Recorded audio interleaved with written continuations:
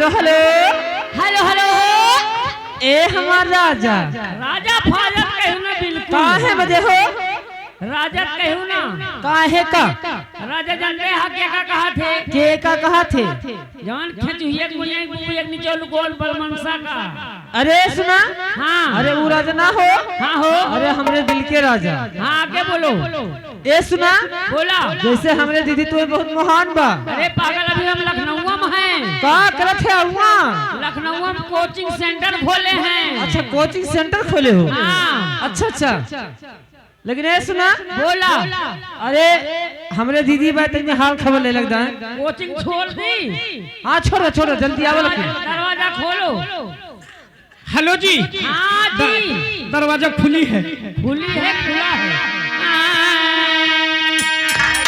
अरे ये कलज गवा कया है बलिहारी अरे ये कलज गवा कया है बलिहारी और बेटा छोटा पतहिया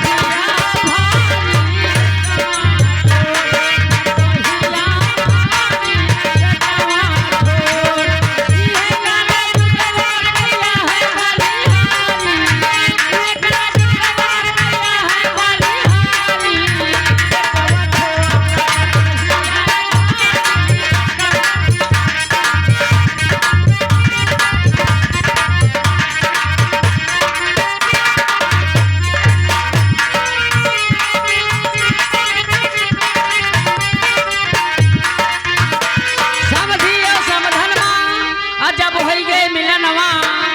आई कच्ची दारू उनके और नमकीन समनवा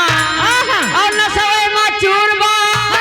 और तनिक ना बिचारी नसवे मचूरबा और तनिक ना बिचारी और बेटा वो छोटा पतहिया भारी मन करा देखा इतना बड़ा अध्यापक है खड़ा बा हमारे खबर लगाए हैं हेलो ए जी हाँ ये बताओ जी हाँ जी आप कहाँ से आ रहे हैं जी मैं आ रही हूँ लखनऊ से जी ये बतावा हाँ हेलो हाँ का फुसुक देख कर मुझे भाग ली हाँ ए जी हाँ कहाँ हर बार भाग रही हो पागल कोचिंग छोड़ के आ रहा हूँ अच्छा हाँ आप पढ़ाते हैं जी जी तो जैसे हम पढ़े लिखे ना आए पढ़ाई लिखाई जा पढ़वे है का मैं पढ़बा हूँ चला तो का तुलसीपुर में जवान पढ़े जब जिंदगी में पढ़े न होवे लेकिन ये सुना क्या पढ़ेगी पहले सुना हाँ पढ़ाया तो ठीक बा हाँ लेकिन मेहनत रहा है ना पीछे कौन मैं हाँ एक दुनिया जान तो बाकी रह जो मेहरा ना है बा खाली मेहर कट्ठा बा एक ध्यान दे हूँ आज मैं आपको पढ़ाऊंगा 1 2 3 4 5 6 7 8 9 10 हाँ ठीक नंबर बोल है जब आई गवाह है वन अरे जब आई गवा है वन हो खोल बेलाऊ दिखाऊ चले तू तो बड़ा से अरे बोला तक घर राखू हो कसिया बल पहिना राखूना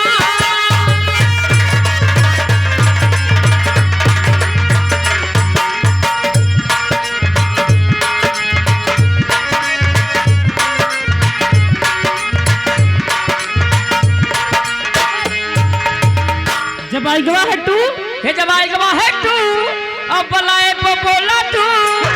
और घर घर कौरा ले तू तू कहाँ देखा तू हमें कौन लिए बड़के भैया के सजोग ना आएगा वो बवाल कराए दू झगड़ा हो गए हराम जात को हे जब आई गवा है तू अब बलाए बोला तू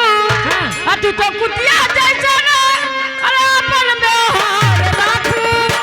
अवन गिनती भतार राखू ना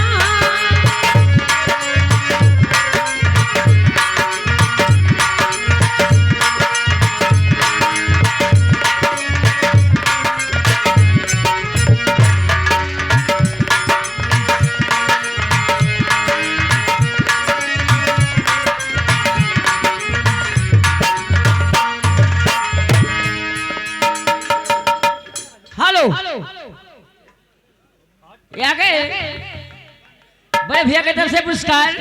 हमारे पाली भैया को लाख लाख धन्यवाद। लेकिन उनका कहना है पढ़ाई है डिलीट कर दो। उनकी फरमाइश है तब अब कहाँ किसी से प्यार मोहब्बत करते हैं।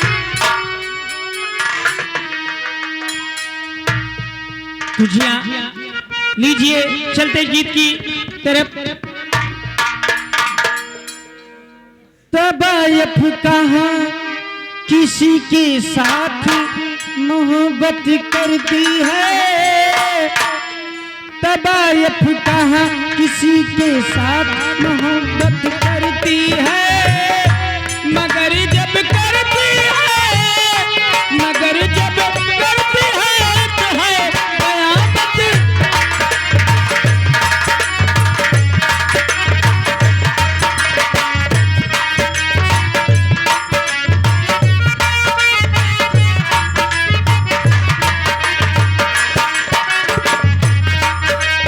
साथ मोहब्बत करती है, तबायफ कहाँ किसी के साथ मोहब्बत करती है, मगर जब करती है, मगर जब करती है तो है कयामत।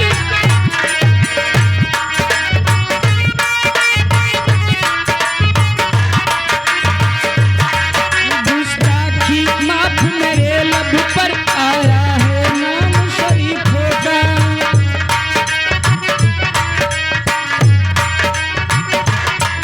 गुस्ताखी माफ मेरे लब पर आया है नाम शरीफों का। कहते हैं जिसको लोग वफा वो तो है नाम। तबायफ कहाँ किसी के साथ नायक करती है, तबायफ कहाँ किसी के साथ नायक करती है, मगर जब करती है, मगर जब करती है तो है कयामत करती है। जंडेल सिंह सरैया भैया की तरफ से ये 10 रुपए का पुरस्कार कहना है यहाँ लाइन माओ कहाँ है? तुम्हारे लिए है। विद्या के समय इतना बढ़िया गजल है तमाशा। हो कुदरत ने सनम तुमको, और कुदरत ने सनम तुमको कैसे बता दी है, कुदरत ने सनम तुमको कैसे बता दी है,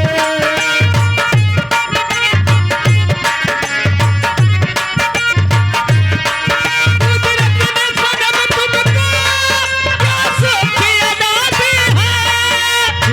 ने सनम तुमको कैसे बता दी है।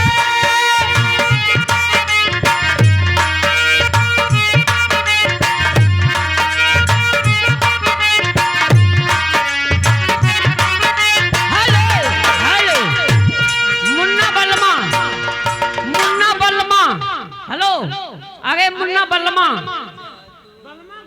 वो है बर्मा भोलपुर राजा पायल उतार दे आवाज कर रहा था। हाँ, ये 10 रुपए का आविष्कार हमारे पंडित भैया को लाख लाख धन्यवाद। ए दीदी कैसे? बारी झरले बाड़ू काजर मरले बाड़ू बोला भरही